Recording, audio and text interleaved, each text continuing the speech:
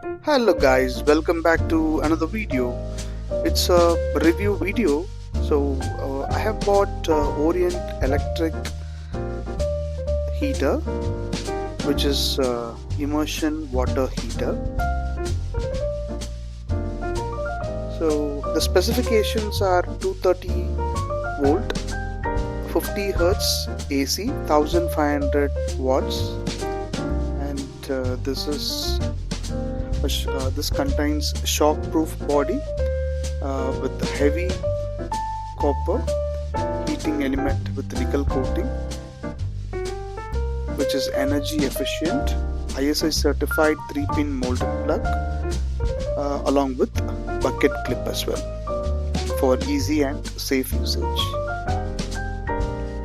So if you like this video, please share your comments whether you have used it or not, and please subscribe, share it with your friends, and let's see in another video. Thank you so much guys, thanks for watching my video.